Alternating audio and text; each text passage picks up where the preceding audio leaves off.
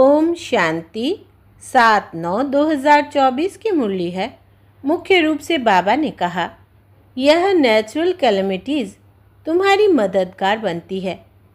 इस बेहद के दुनिया की सफाई के लिए ज़रूर कोई मददगार चाहिए। बाबा कहते, दुनिया वालों के लिए तुम ऐसे ऐसे बड़े चित्र बनाओ जो वो दूर से ही देखकर समझ जाए। यह गोले का चित्र तो बहुत बड़ा होना चाहिए। यह है अंधों के आगे आईना। फिर कहा, बाप जो सिखलाते हैं उसे अमल में लाना है। सिर्फ कागज़ पर नोट नहीं करना है।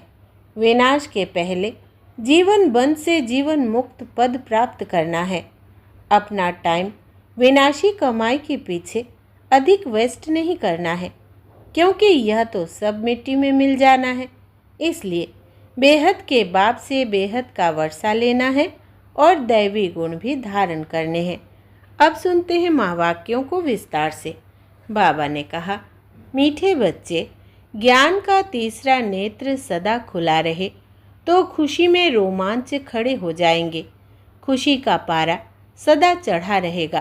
प्रश्न है, इस समय मनुष्यों की नज़र बहुत कमज़ोर है, इसलिए उनको समझाने की युक्ति क्या है? उत्तर, बाबा कहते, उनके लिए तुम ऐसे ऐसे बड़े चित्र बनाओ जो वो दूर से ही देखकर समझ जाए। यह गोले का चित्र तो बहुत बड़ा होना चाहिए। यह है अंधों के आगे आईना। दूसरा प्रश्न है, सारी दुनिया को स्वच्छ बनाने में तुम्हारा मददगार कौन बनता है? उत्तर, यह नेचुरल कैलेमिटीज़ तुम्हारी मददगार बनती है। इस बेहद के दुनिया की सफाई के लिए ज़रूर कोई मददगार चाहिए। ओम शांति। गायन भी है, बाप से 1 सेकंड में वर्षा अर्थात जीवन मुक्ति, और तो सब है जीवन बंद में। यह एक ही त्रिमूर्ति और गोले वाला चित्र जो है, बस यही मुख्य है। यह बहुत बड़ा बड़ा होना चाहिए। अंधों के लिए तो बड़ा आईना चाहिए जो अच्छी तरह देख सके, क्योंकि अभी सबकी नज़र कमज़ोर है, बुद्धि कम है। बुद्धि कहाँ जाता है? तीसरे नेत्र को। तुम्हारी बुद्धि में अब खुशी हुई है। खुशी में जिनके रोमांच खड़े नहीं होते हैं, गोया शिव बाबा को याद नहीं करते हैं, तो कहेंगे ज्ञान का तीसरा नेत्र थोड़ा खुला है, झुंझार है। बाप समझाते हैं, कोई को भी शॉर्ट में समझाना है। बड़े बड़े मेले आदि लगते हैं। बच्चे जानते हैं, सर्विस करने लिए वास्तव में एक चित्र ही बस है। भल गोले का चित्र हो तो भी हर्जा नहीं है। बाप ड्रामा और झाड़ का अथवा कल्प वृक्ष का और 84 के चक्र का राज समझाते हैं।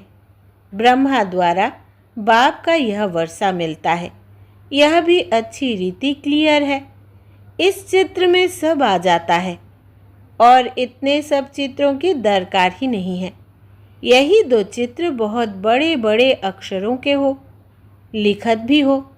जीवन मुक्ति गॉड फादर का बर्थ राइट है। होवनहार विनाश के पहले। विनाश भी ज़रूर होना ही है। ड्रामा के प्लान अनुसार आप ही सब समझ जाएंगे। तुम्हारे समझाने की भी दरकार नहीं रहेगी। बेहद के बाप से बेहद का यह वर्षा मिलता है। यह तो बिल्कुल पक्का याद रहना चाहिए, परंतु माया तुमसे भुला देती है। समय बीतता जाता है। गायन भी है ना, बहुत गई थोड़ी रही। इनका अर्थ इस समय का ही है, बाकी थोड़ा समय ही रहा है। स्थापना तो हो ही रही है। विनाश में थोड़ा समय है, थोड़े में भी थोड़ी रहती जाएगी। विचार किया जाता है, फिर क्या होगा? अभी तो जागते नहीं, पीछे जागते जाएंगे।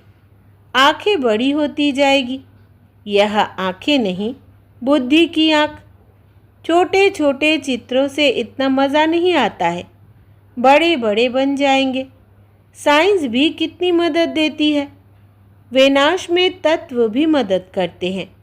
बगैर कौड़ी खर्च तुमको कितनी मदद देते हैं, तुम्हारे लिए बिल्कुल सफाया कर देते हैं। यह बिल्कुल छीछी दुनिया है। अजमेर में स्वर्ग का यादगार है, यहाँ दिलवाड़ा मंदिर में स्थापना का यादगार है, परंतु कुछ समझ थोड़े ही सकते हैं। अभी तुम समझदार बने हो। भल मनुष्य कहते हैं हम नहीं जानते कि विनाश हो जाएगा, समझ में नहीं आता। एक कहानी है ना, शेर आया शेर आया, नहीं मानते थे, एक दिन सब गाय खा गया। तुम भी कहते रहते हो यह पुरानी दुनिया गई की गई, बहुत गई थोड़ी रही। यह सारी नॉलेज तुम बच्चों की बुद्धि में रहनी चाहिए। आत्मा ही धारणा करती है, बाप की भी आत्मा में ज्ञान है। वो जब शरीर धारण करते हैं तब ज्ञान देते हैं। ज़रूर उनमें नॉलेज है, तब तो नॉलेजफुल गॉड फादर कहा जाता है। वो सारे सृष्टि के आदि मध्य अंत को जानते हैं। अपने को तो जानते हैं ना, और सृष्टि चक्र कैसे फिरता है वो भी नॉलेज है। इसलिए अंग्रेजी में नॉलेजफुल अक्षर बहुत अच्छा है। मनुष्य सृष्टि रूपी झाड़ का बीज रूप है, तो उनको सारी नॉलेज है। तुम यह जानते हो नंबरवार पुरुषार्थ अनुसार। शिव बाबा तो है ही नॉलेजफुल। यह अच्छी रीति बुद्धि में रहना चाहिए। ऐसे नहीं, सबकी बुद्धि में एक रस धारणा होती है। भल लिखते भी है, परंतु धारणा कुछ नहीं, नाम मात्र लिखते हैं। बता किसको भी नहीं सकेंगे, सिर्फ कागज को बताते हैं।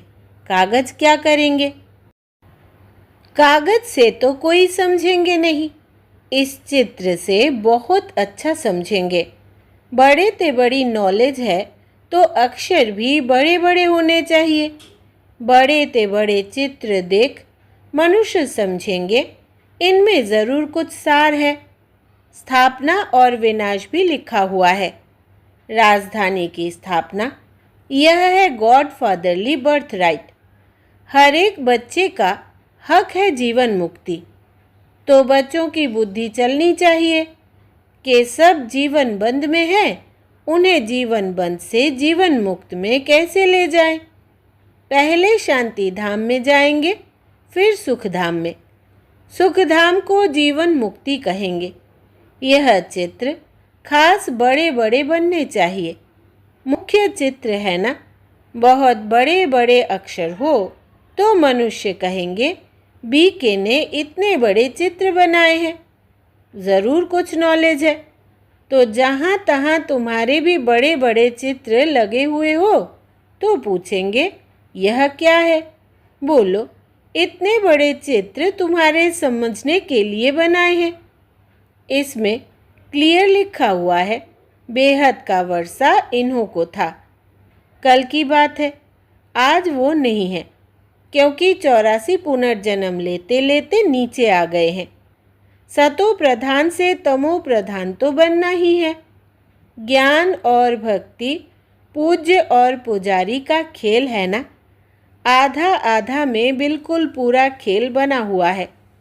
तो ऐसे बड़े बड़े चित्र बनाने की हिम्मत चाहिए। सर्विस का भी शौक चाहिए।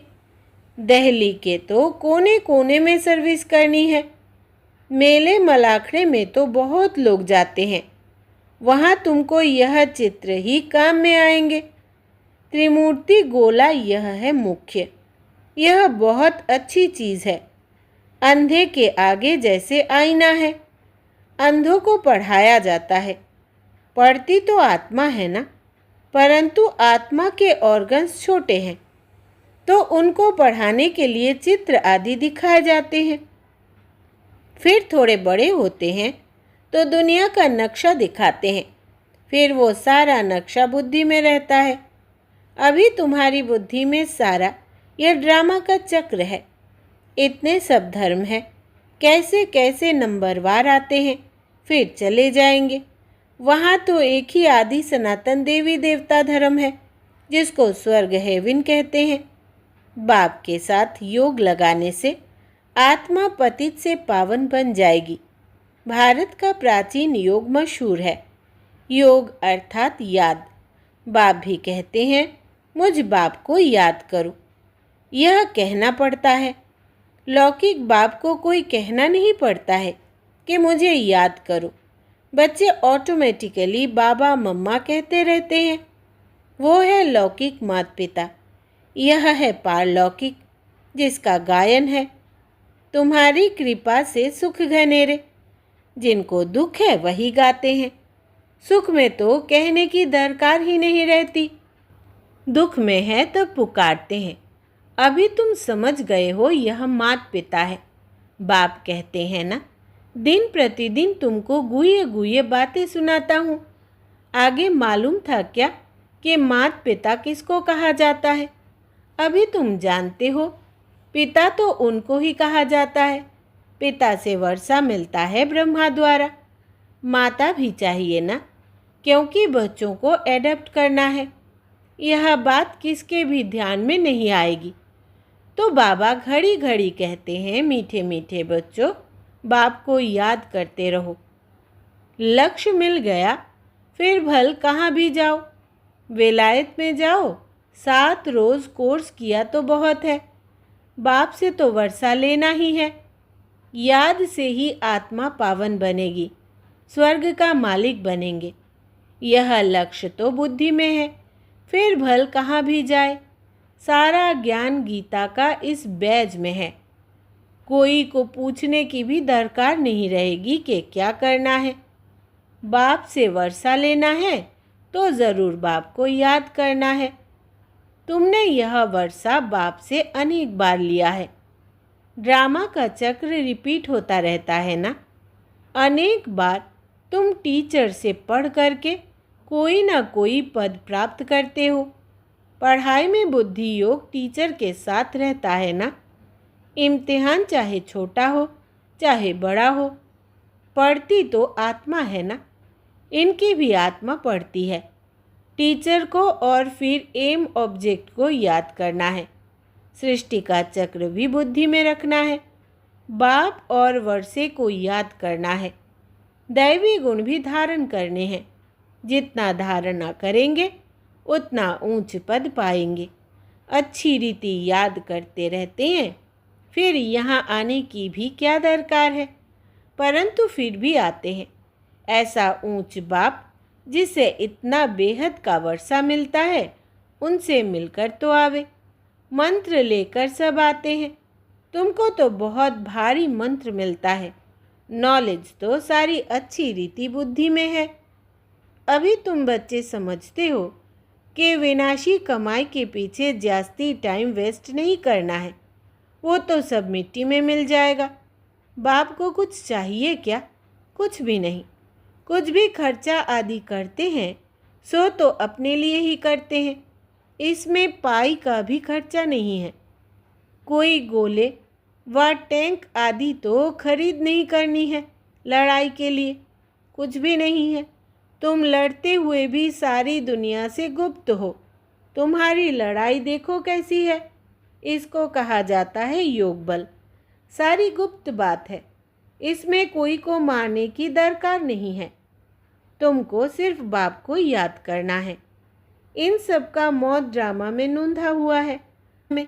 पुरानी दुनिया के लिए यह नेचुरल कैलेमिटीज़ है। हर 5000 वर्ष बाद तुम योग बल जमा करने के लिए पढ़ाई पढ़ते हो। पढ़ाई पूरी हुई फिर प्रारब्ध चाहिए नई दुनिया में। पुरानी दुनिया के लिए यह नेचुरल कैलेमिटीज़ है। गायन भी है ना। अपने कुल का विनाश कैसे करते हैं? कितना बड़ा कुल है। सारा यूरोप आ जाता है। यह भारत तो अलग कोने में है। बाकी सब खलास हो जाने हैं। योग बल से तुम सारे विश्व पर विजय पाते हो। पवित्र भी बनना है इन लक्ष्मी नारायण जैसा। वहाँ क्रिमिनल आए ही नहीं। आगे चलकर तुमको बहुत साक्षात्कार होंगे। अपने देश के नज़दीक आने से फिर झाड़ दिखाई पड़ते हैं ना, तो खुशी होती है। अब आकर पहुँचे हैं अपने घर के नज़दीक। तुम भी घर चल पड़े हो, फिर अपने सुखधाम आएंगे। बाकी थोड़ा समय है। स्वर्ग से विदाई लिए कितना समय हो गया है। अब फिर स्वर्ग नज़दीक आ रहा है। तुम्हारी बुद्धि चली जाती है ऊपर। वो है निराकारी दुनिया, जिसको ब्रह्मांड भी कहते हैं। हम वहाँ के रहने वाले हैं। यहाँ 84 का पाठ बजाया, अभी हम जाते हैं। तुम बच्चे हो ऑलराउंड, शुरू से लेकर पूरे 84 जन्म लेने वाले हो। देरी से आने वाले को ऑलराउंडर नहीं कहेंगे। बाप ने समझाया है। मैक्सिमम और मिनिमम कितने जन्म लेते हो? एक जन्म तक भी है, पिछाड़ी में सब चले जाएंगे वापिस। नाटक पूरा हुआ, खेल खलास। अब बाप समझाते हैं, मुझे याद करो। अंतमति सोगति हो जाएगी। बाप के पास परम धाम में चले जाएंगे। उनको कहते हैं मुक्ति धाम, शांति धाम और फिर सुख धाम। यह है दुख धाम। ऊपर से हर एक सतो प्रधान फिर सतो रजो तमो में आते हैं। एक जन्म होगा तो उसमें भी इन 4 स्टेजेस को पाएंगे। कितना अच्छा बच्चों को बैठ समझाते हैं, फिर भी याद नहीं करते। बाप को भूल जाते हैं। नंबरवार तो है ना। बच्चे जानते हैं नंबरवार पुरुषार्थ अनुसार रुद्रमाला बनती है। कितने करोड़ की रुद्रमाला है। बेहद के विश्व की यह माला है। ब्रह्मा सो विष्णु, विष्णु सो ब्रह्मा। दोनों का सरनेम देखो। यह प्रजापिता ब्रह्मा का नाम है। आधा कल फिर आता है रावण। डीटिज्म फिर इस्लामिज्म। आदम बीवी को भी याद करते हैं, पैराडाइज को भी याद करते हैं। भारत पैराडाइज स्वर्ग था। बच्चों को खुशी तो बहुत होनी चाहिए। बेहद का बाप, ऊंचे ते ऊंच भगवान, ऊंचे ते ऊंच पढ़ाते हैं। ऊंच ते ऊंच पद मिलता है। सबसे ऊंच ते ऊंच टीचर है बाप। वो टीचर भी है, फिर साथ ले जाएंगे तो सद्गुरु भी है। ऐसा बाप क्यों नहीं याद रहेगा। खुशी का पारा चढ़ा रहना चाहिए। परंतु युद्ध का मैदान है। माया ठहरने नहीं देती है। घड़ी घड़ी गिर पड़ते हैं। बाप तो कहते हैं बच्चे, याद से ही तुम माया जीत बनेंगे। अच्छा, मीठे मीठे सिकिलधे बच्चों प्रति माता पिता बाप दादा का याद प्यार और गुड मॉर्निंग। रूहानी बाप की रूहानी बच्चों को नमस्ते। हम रूहानी बच्चों के रूहानी बाप दादा को याद प्यार, गुड मॉर्निंग और नमस्ते बाबा नमस्ते। धारणा के लिए मुख्य सार। पहला, बाप जो सिखलाते हैं उसे अमल में लाना है। सिर्फ कागज पर नोट नहीं करना है। विनाश के पहले जीवन बंध से जीवन मुक्त पद प्राप्त करना है। दूसरा, अपना टाइम विनाशी कमाई के पीछे अधिक वेस्ट नहीं करना है, क्योंकि यह तो सब मिट्टी में मिल जाना है। इसलिए बेहद के बाप से बेहद का वर्षा लेना है और दैवी गुण भी धारण करने हैं। वरदान है, योग बल द्वारा माया की शक्ति पर जीत प्राप्त करने वाले सदा विजयी भव। विस्तार है, ज्ञान बल और योग बल सबसे श्रेष्ठ बल है। जैसे साइंस का बल अंधकार पर विजय प्राप्त कर रोशनी कर देता है, ऐसे योग बल सदा के लिए माया पर जीत प्राप्त कर विजय बना देता है। योग बल इतना श्रेष्ठ बल है जो माया की शक्ति इसके आगे कुछ भी नहीं है। योग बल वाली आत्माएं स्वप्न में भी माया से हार नहीं खा सकती। स्वप्न में भी कोई कमजोरी आ नहीं सकती। ऐसा विजय का तिलक आपके मस्तक पर लगा हुआ है। स्लोगन है, नंबर 1 में आना है तो व्यर्थ को समर्थ में परिवर्तन कर दो।